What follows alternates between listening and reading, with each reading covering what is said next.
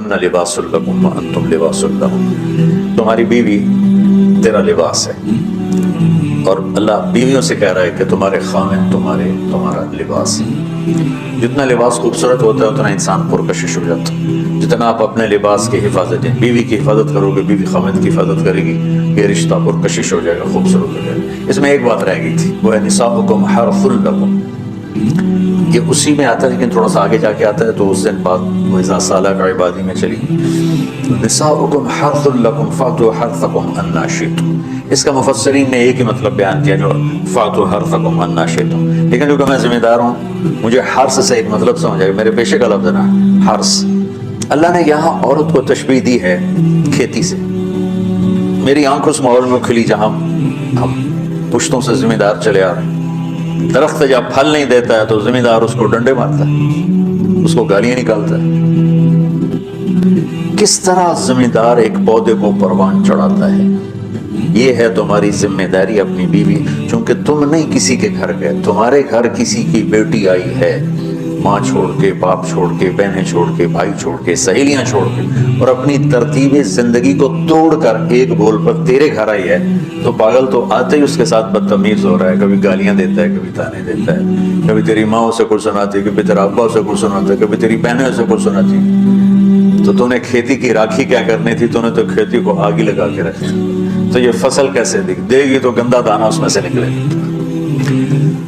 तो औरत को अल्लाह ताला ने जमीन से तशबीह थी, और उससे आने वाली औलाद को खेती से अल्लाह ताला ने तशबीह थी। और जमीन से खेती लेने का एक तरीका है, हल चलता है, जमीन नरम की जाती है, पानी लगता है और उसे और नरम किया जाता है, फिर जड़ी बूटियों को साफ किया जाता है, उसे तैयार किया जाता है, फिर उसमें दोबारा हल चला के बीज लगाया जाता है, फिर उस बीज की राखी की जाती है, हिफाजत की जाती है। जब वो पानी मांगता है पानी देते हैं, चाहे रात के 12 बजे भी पानी की ज़रूरत है वो पानी पहुँच रहा होता है। वो खाद मांगता है खाद देते हैं, वो गोडी मांगता है गोडी देते हैं, और उसमें गंदी झाड़ियाँ पैदा होती हैं, तो हम अलग मजदूर लगाकर उन गंदी झाड़ियों को निकालते हैं। और अब स्प्रे आ गए हैं, जो स्प्रे करो तो सिर्फ वो गंदी जो बूटियाँ हैं वो मर जाती हैं, फसल को कुछ नहीं होता। मैं आपके सामने एक नक्शा बयान कर रहा हूँ कि अल्लाह ताला यहाँ खामिद और बीवी की ज़िंदगी को किस खूबसूरत अंदाज में बयान फरमा रहा है।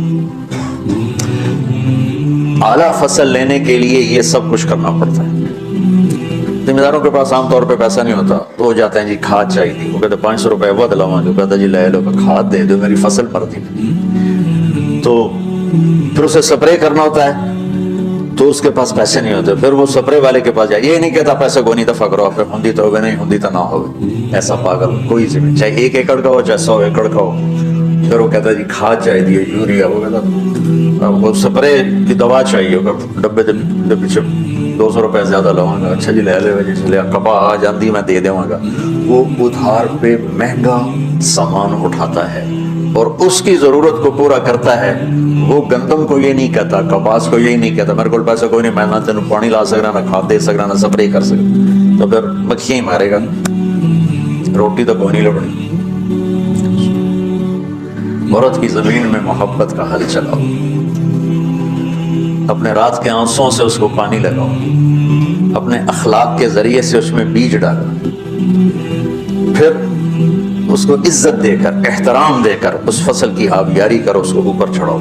इसमें जो गंदी झाड़ियाँ हो गई, कभी ये इधर से गंदा आएगा, कभी इधर से गंदगी आएगी, कभी सास की तरफ से, कभी ससुर की तरफ से, कभी बहनों की तरफ से, कभी लड़की के माँ बाप की तरफ से। लड़की के माँ बाप ऐसे बेवकूफ़ होते हैं कि अपनी बेटियों का घर उजाड़ देते हैं, शादी करने के बाद भी बेटी को अपने हुक्म पर चलाने की कोशिश करते हैं, तो खामिद कहाँ बर्दाश्त करता है। शादी के बाद बीवी पर माँ का हक नहीं है, बाप का हक नहीं होने का मतलब है कि पहले अब खामिद का हक है, फिर माँ बाप का हक है। माँ कुछ कहे, खामिद कुछ कहे, तो उसे खामिद की इताअत करनी है, माँ की नहीं, माँ की नहीं। लेकिन कुछ वालिदैन ऐसे हैं जो अपने बेटियों को बर्बाद कर देते हैं, पीछे से डोरे हिला हिला हिला, ऐसे केसेस छोड़े हैं। ज्यादा जो मसला है वो ससुराली मसला है। तो उसमें वो जो गंदी झाड़ियाँ पैदा होती हैं ना, उनको वो सलीके से निकालता रहे, निकालता रहे, निकालता रहे, निकालता रहे, और उसकी हिफाजत करता रहे। ये जो आमों का बाग लगता है ना, तो छोटा होता है, जब सर्दियाँ आती हैं तो उसको हम कवर कर देते हैं, सॉरी पहले उसके ऊपर चूने का स्प्रे करते हैं, चूने का, کہ اس کے پتوں کے اوپر ایک تہ جم جائے اور اس کے تنے پر بھی چونا لگاتے ہیں تاکہ ٹھنڈک اندر نہ جائے، پھر اس کو یوں کور کر دیتے ہیں کہ اندر سردی نہ جائے۔ اتنی حفاظت ایک چھوٹے سے پودے کی جاتی ہے، تب جا کر وہ پروان چڑھتا ہے۔ اور سب سے بڑا پودا انسان ہے، تو سب سے قیمتی دھرتی ماں ہے، اور سب سے قیمتی رشتہ خامد اور بیوی ہے۔ اور آج کے خامد بیوی کو ماں کی گالیاں نکال رہے، بہنوں کی گالیاں نکال رہے، جیسے وہ خرید کے کسی لونڈی کو خرید کے، کسی کی بیٹی ہے تو کھیتی، تم لوگ دورے والے اب جا رہے ہو، تمہاری شادیاں ہو گئی، تو اللہ کے واسطے بچوں بدتمیز نہ بننا اپنی بیویوں کے ساتھ، یاد رکھنا میری باتوں کو۔ وہ جو گیت تم نے سنا نہیں میری عمر بھر کا ریاض تھا، میرے درد کی تھی وہ داستاں جسے تم ہنسی میں اڑا گئے۔ کہیں ایسا نہ کر دینا میری باتوں کو۔ اگر اپنی زندگی کو خوبصورت دیکھنا چاہتے ہو، عالیشان دیکھنا چاہتے ہو، اپنے اخلاق کا شکل، چونکہ بیوی کی بات ہو رہی، ورنہ ہر رشتے میں کسی کی ضرورت، ماں کا رشتہ ہے محبت دینی پڑے گی، باپ کا رشتہ ہے محبت دینی پڑے گی، بہنوں کا رشتہ ہے، بھائیوں کا رشتہ ہے، اولاد کا رشتہ ہے۔ اگر اولاد پر ہی ڈنڈے برساؤ گھر سے کرائے گا نا تبلیغ کر کے، لاکھوں مثالیں میرے سامنے۔ تو اولاد پر بھی جبر کرو گے تو باغی ہو جائیں گے۔ ایک ہمارے ساتھی نے اپنے بیٹے کو حافظ بنایا، وہی تبلیغی زور، بچے کو تمنا نہیں ہے، وہ بنایا۔ جب اس کا سر نکل آیا اس کا اور اس کی شادی ہونے لگی تو اس کے والد نے کارڈ چھپوایا، حافظ فلاں فلاں، انہیں سارے کارڈ جلا دی، جلانے کا مطلب پھینکوا دیا کہ نئے سرے سے کارڈ چھپواؤ اور حافظ کا نام کٹاؤ، حافظ کا نام کٹا کے میرے کارڈ چھپاؤ۔ یہی فیصل آباد کا وقت ہے۔ تو تمہارے ساتھ عالم کا لفظ لگا ہوگا، تم کہو گے میری اولاد بھی عالم ہو، 6 مہینے کی اولاد، اس کے سر پہ بڑی ساری ٹوپی ہو گئی، یہ چاہتا اس سے داڑھی بھی کاٹ لو دی تھی۔ تو اتنے بچوں کے سر پہ ٹوپیاں چڑھائی ہوتی ہیں، ان کی فطرت کی زندگی، ان کو کھیلنے دو، انہیں ٹائم دو، انہیں دیکھو یہ کدھر موڑ رہے ہیں، جس طرف ان کا دھارا جا رہا ہے۔ صرف عالم بننے والا ہی مسلمان ہوتا ہے، صرف حافظ بننے والا ہی مسلمان ہے، اور کوئی مسلمان ہے ہی نہیں۔ اللہ نے ہمیں جو دعا سکھائی ہے، رب حب لی من الصالحین، رب حب لی من العلماء تو نہیں کہا، رب حب لی من الحفاظ بھی نہیں کہا، من الصالحین۔ نیک ہونا ضروری ہے، عالم ہونا ہو گیا تو ٹھیک ہے، نصیب کی بات ہے، بہت اعلیٰ چیز، حافظ بن گیا بہت اعلیٰ چیز، لیکن زبردستی کراؤ گے پچھتاؤ گے۔ زندگی کے تمام شعبوں کو زندہ کرنا۔ ایک اور آیت سورۃ آل عمران کی ہے، یہ سارے دین کی روح ہے اور یہ دین کا مرکزی نقطہ ہے، مرکزی نقطہ۔ جیسے گاڑی ہوتی ہے نا، اس کا بیلنس کیا جاتا ہے تو پھر وہ صحیح چلتی ہے، اس کا ایک نقطہ ہوتا ہے، اس پر آ کر چاروں ٹائروں کو ایک جیسے زاویے پر جمع کرنا ہوتا ہے، پھر وہ صحیح چلتی ہے۔ اگر وہ بیلنس آؤٹ ہو جائے تو سوزوکی ہو یا لینڈ کروزر ہو، وہ سیدھی نہیں چلے گی، کبھی یوں ہو جائے گی، کبھی یوں ہو جائے گی، کبھی یوں، وہ خود بھی تھکے گی اور مسافر کو بھی تھکائے گی۔ تو ہر چیز کا سینٹر پوائنٹ جب صحیح ہوتا ہے تو وہ چیز صحیح چلتی ہے۔ اسلام کا جو مرکزی نقطہ اور پوائنٹ ہے وہ نرمی ہے، شدت نہیں، وہ نرمی ہے، وہ عبادات اور باقی ساری چیزیں اپنی اپنی جگہ پر، لیکن ان سب کو جوڑنے والی جو چیز ہے وہ نرمی ہے۔ یہ میں نے کہاں سے لیا؟ میں ایک دفعہ جا رہا تھا پاناما، تو سورہ کہف کو دیکھ کے پڑھ رہا تھا، ویسے مجھے یاد ہے میں دیکھ کے پڑھ رہا تھا، تو جب میں وَلْيَتَلَطَّفْ پر پہنچا تو حاشیے میں لکھا تھا نصف القرآن، تو میں ایسی تھوڑی دیر سوچ میں پڑا کہ اللہ تو قادر ہے، یہاں کوئی لفظ لا سکتے تھے اللہ تعالیٰ، یہ کیوں لائے وَلْيَتَلَطَّفْ، حد سے زیادہ نرمی کا معاملہ کرنا۔ وہ جو روٹی لینے میں گیا ترکی میں، ترسوس ایک جگہ ہے جہاں اردن والے بھی دعویٰ کرتے ہیں کہ یہاں سے اصحاب کہف، میں نے وہ بھی دیکھا ہے، اور ترکی والے بھی کہتے ہیں میں نے وہ بھی دیکھا ہے۔ تو ترکی والا قرآن کی تعبیر سے زیادہ جوڑ کھاتا ہے، اردن والا جوڑ نہیں کھاتا ہے۔ اس کا وَلْيَتَلَطَّفْ، اے بھائی کوئی بھاؤ تاؤ کے چکر میں نہ پڑنا، بڑی نرمی سے پیار محبت سے روٹی لے کے آجا، بھوک لگی، اور صیغہ مبالغہ کا ہے، تلطف، تفاعل، مبالغہ اور تکلف۔ تو تمہارے اندر اگر سختی ہے پھر بھی تم با تکلف نرمی کرو، تمہارے اندر شدت ہے پھر بھی اپنے اوپر نرمی طاری کرو. تو یہاں سے مجھے یہ بات سمجھ میں آئی کہ پوری شریعت کا سینٹر پوائنٹ قرآن ہے اور قرآن کا سینٹر پوائنٹ نرمی ہے. اب ہمارے ڈانٹ ڈپٹ کو بزرگی سمجھا جاتا، ڈانٹ ڈپٹ کو تربیت سمجھا جاتا. استاد شاگرد کو ڈانٹ رہے ہیں، پیر مریدوں کو ڈانٹ رہے ہیں، امیر مامور کو ڈانٹ رہے ہیں، والدین اولاد کو ڈانٹ رہے ہیں، اور میرا اللہ کہہ رہا ہے نرمی. اب آیت سنو، یہ بات سمجھ میں آ گئی؟ اب آیت سنو. اللہ تعالیٰ فرما رہا ہے اپنے محبوب سے فَبِمَا رَحْمَةٍ مِّنَ اللَّهِ لِنْتَ لَهُمْ وَلَوْ كُنْتَ فَظًّا غَلِيظَ الْقَلْبِ لَانفَضُّوا مِنْ حَوْلِكَ رحمت اللہ یہ ہونا چاہیے. نحو کا قاعدہ فعل پہلے ہوتا ہے، اس کے متعلقات بعد میں ہوتے ہیں. تو لِنْتَ لَهُمْ بِرَحْمَةِ اللَّهِ، آپ اللہ کی رحمت سے نرم ہو گئے اپنے امت کے لیے. لیکن اللہ تعالیٰ نے فَبِمَا، اللہ نے اپنے نبی پر جتنے احسان قرآن میں بتلائے ہیں، الم یجدک یتیما فآویٰ وَأَیَّدَکَ بِنَصْرِهِ وَبِالْمُؤْمِنِینَ. اب قرآن میں دیکھو وَکَانَ فَضْلُ اللَّهِ عَلَیْکَ کَبِیرًا، اللہ نے قرآن میں اپنے نبی پر جو احسان کیے وہ بتائے اور جتلائے کہ ہم نے آپ کے ساتھ یہ کیا یہ کیا یہ کیا. یہ احسان جیسے اللہ نے بتایا ہے نا اپنے نبی کو، یہ احسان نرمی والا جس طریقے سے بتایا اس طریقے سے کسی احسان کو ذکر نہیں کیا. فَبِمَا، کس چیز پر آئے ہو تو وہ یوں کرتا، وہ جب وہ بس پہ آتا تو ایسے ایسے کرتا، ایسے کہ بھئی بس بڑی ہوتی ہے نا تو اس کا یوں اشارہ کرتا اور گاڑی چھوٹی تو اس کا یوں اشارہ کرتا. تو فَبِمَا، یہ جو فَبِمَا رحمہ ہے نا، یہ زمین آسمان سے بھی باہر نکل گیا ہے، اور مشرق و مغرب سے پار ہو گئے، شمال جنوب سے پار ہوگا، فوق تحت سے پار ہو گئے. اللہ تعالیٰ فرما رہے ہیں میرے محبوب میری اتنی بڑی رحمت آپ پر آئی جس کو آپ کے رب کے سوا کوئی نہیں جانتا، اور پھر آپ نرم ہو گئے. نرم ہو گئے، شکل نہ ہوتی، جنت کی حور سے بھی اعلیٰ شکل ہوتی. وَلَوْ كَانَ الْعُنْفُ خَلْقًا لَمَا رَأَى النَّاسُ خَلْقًا أَبْغَضَ مِنْهُ. اور اگر بد اخلاقی کی، سخت مزاجی کی کوئی شکل ہوتی تو شیطان سے بھی زیادہ خوفناک ہوتی. امام اسماعیل رحمۃ اللہ علیہ بڑے علامہ گزرے ہیں اور قرآن کی بڑی خدمت کی ہے لغت کے لحاظ سے، تھے انتہائی بدصورت، کوڑا سے اور حبشی ٹائپ. کہنے کہ زندگی میں کبھی دھوکہ نہیں کھایا سوائے ایک دفعہ ایک لڑکی نے مجھے ایسا بیوقوف بنایا کہ میرے 14 طبق روشن کر دیے. میں جا رہا تھا تو ایک خوبصورت لڑکی نے مجھے مسکرا کے اشارہ کیا، کوئی میرے اوپر بھی عاشق ہے تو میں اس کے پیچھے چل پڑا. وہ آ گیا کہ میں پیچھے پیچھے، وہ آ گیا کہ میں پیچھے پیچھے. بازار میں چلتے چلتے ایک مصور کی دکان پہ پہنچے تو اس نے مصور سے یوں اشارہ کیا اور آگے چلی گئی. وہ آگے چلی گئی تو میں حیران ہو گیا. میں نے کہا بھائی یہ کیا چکر ہے؟ کہا جی یہ بچی کل میرے پاس آئی تھی کہ مجھے شیطان کی فوٹو بنا کے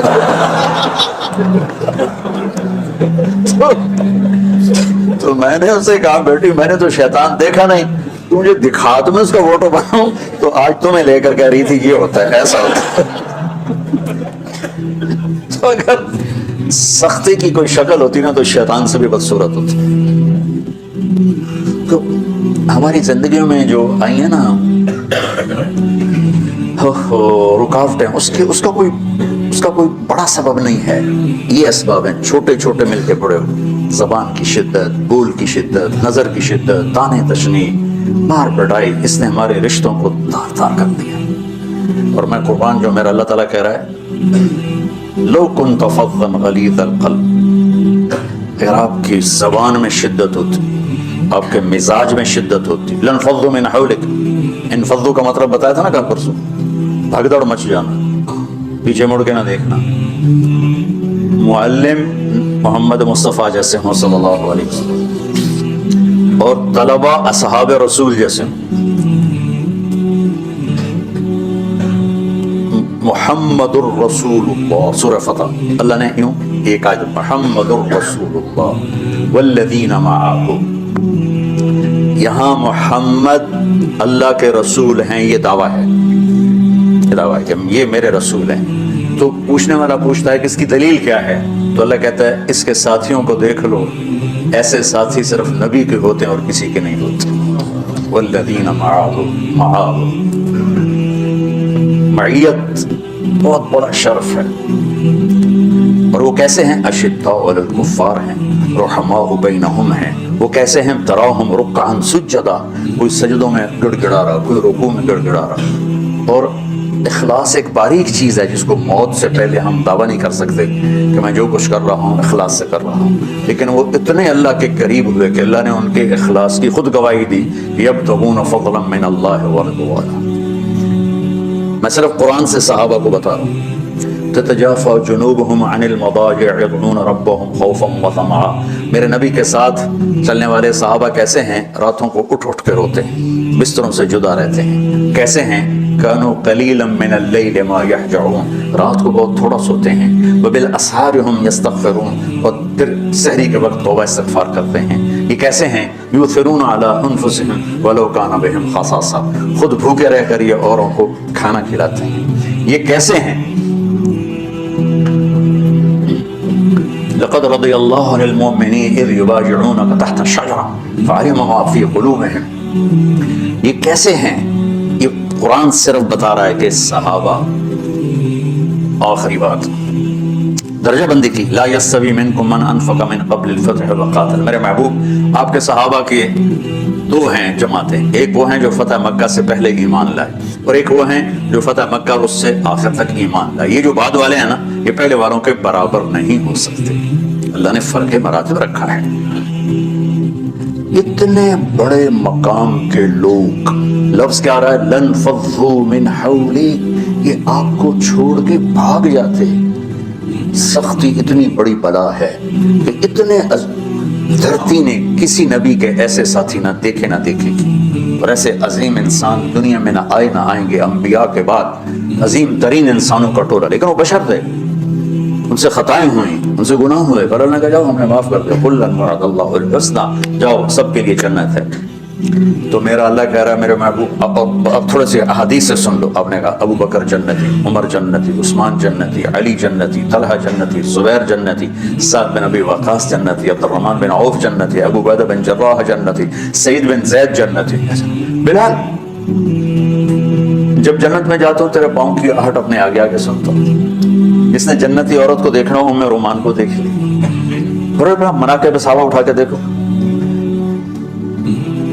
میرا ایک امتی آئے گا جنت کے دروازوں پر تو 8 دروازے کھل کے کہیں گے مرحبا ادھر آ جائیں، ادھر ادھر. سلمان فارسی ایسے یا رسول اللہ کون ہے یہ؟ تو نے کہا یہ بیٹھا ہے ابو بکر، اس کو جنت کے 8 دروازے پکاریں.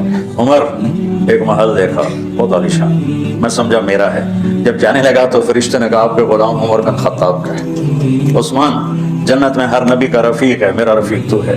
پھر حضرت علی کا ہاتھ پکڑ کے کرتے کرتے کرتے یہاں لگا لیا. علی تو بھی خوش ہو جا، جنت میں تیرا گھر میرے گھر کے سامنے ہے. طلحہ زبیر، ہر جنتی کا ایک خادم، میرے 2 خادم طلحہ اور زبیر. تو اس ایک لائن لگی پڑی ہے. اور میرا اللہ کہہ رہا ہے میرے محبوب اگر آپ کے مزاج میں شدت ہوتی تو ایسے عظیم الشان لوگ آپ کو چھوڑ کے بھاگ جاتے. بچو بچو کوئی سمجھے فریاد اس کی. میں تو پچھلے 20 سال سے فریاد کر رہا ہوں او بھائی وہ نرمی اختیار کرو، محبتیں اختیار کرو، نفرت ہو اختلاف کرو، نفرت تو نہ کرو. بیوی سے اختلاف ہو گیا ہے تو نفرت تو نہ کر. بیوی کو خامن سے ہو گیا نفرت تو نہ کر. بہن بھائیوں میں ہو جاتی ہے شریک نفرت ہے تو نہ کر. سلام دعا ختم. تو آپ فارغ ہونے والے ہو، یہ اسباق یاد رکھو گے تو آپ ہی کو فائدہ ہوگا انشاءاللہ. پھر جہاں جاؤ گے گلاب کے پھول کی طرح مہکو گے. چمن میں بہت سے پھول ہوتے ہیں لیکن جہاں گلاب کھلا ہوتا ہے سب کی نظر وہیں جا کر ٹکتی. تو اگر آپ نے میں نے یہ اخلاق بنا لی، یہ نرمی اپنے اندر پیدا کر لی تو اللہ کی قسم گلاب کے پھول کی طرح مہکو گے بھی صحیح.